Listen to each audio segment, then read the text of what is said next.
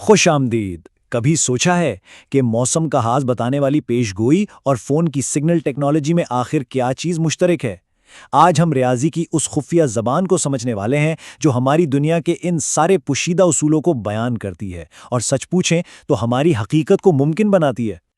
تو سوال یہ اٹھتا ہے کہ کیا کوئی ایک ایسا اصول بنایا جا سکتا ہے جو ٹریفک کے بہاؤ، کمرے میں پھیلتی ہوئی گرمی یا پھر تالاب میں بننے والی لہروں، ان سب کی پیشگوئی کر سکے؟ ویسے تو یہ سب بالکل الگ الگ چیزیں لگتی ہیں، ہے نا؟ لیکن ان سب کو ایک ہی چیز آپس میں جوڑتی ہے، اور وہ ہے مسلسل تبدیلی۔ چلیں اب اس پہیلی کو حل کرنا شروع کرتے ہیں۔ تو پہلا قدم یہ ہے کہ ہم اپنے ارد گرد کی دنیا کا مشاہدہ کریں، ایک ایسی دنیا جو پہلی نظر میں اکثر بہت پیچیدہ اور غیر متوقع لگتی ہے۔ دیکھیں، زیادہ تر سسٹم بس ایک حالت میں رکے ہوئے نہیں ہوتے، وہ تو ہر لمحے بدل رہے ہوتے ہیں، اور ان کے لاتعداد حصے ایک ہی وقت میں ایک دوسرے پر اثر ڈال رہے ہوتے ہیں۔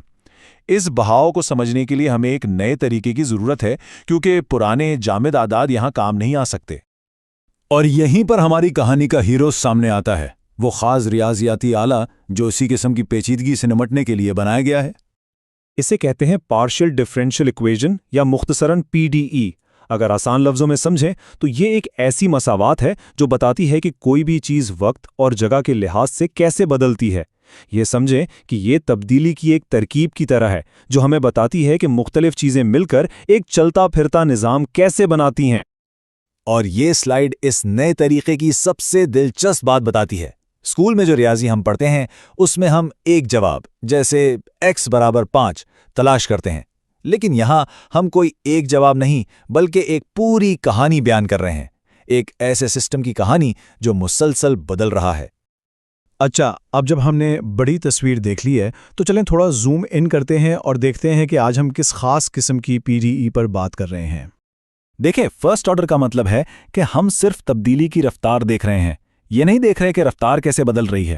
اور لینئر کا مطلب ہے کہ تعلق بالکل سیدھا ہے، یعنی جتنا پیڈل دبائیں گے گاڑی اتنی تیز چلے گی، کوئی اچانک غیر متوقع نتیجہ نہیں ہوگا۔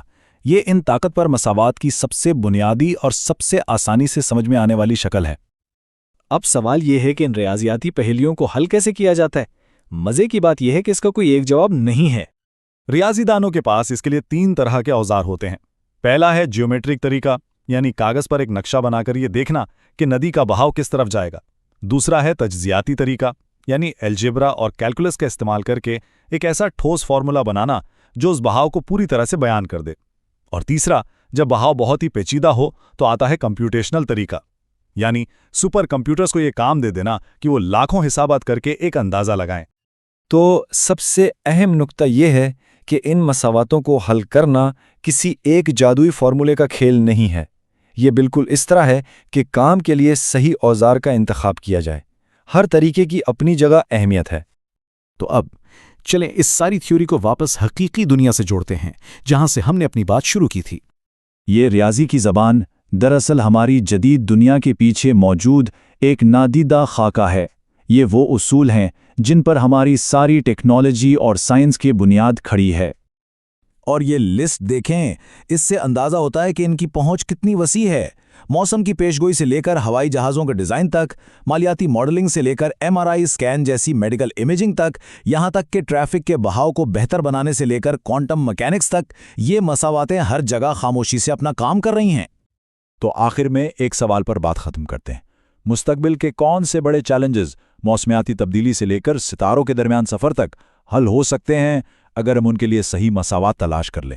یہ ہمیں یاد دلاتا ہے کہ کائنات کی زبان ریاضی ہے، اور اس زبان کی طاقت کی شاید کوئی حد نہیں۔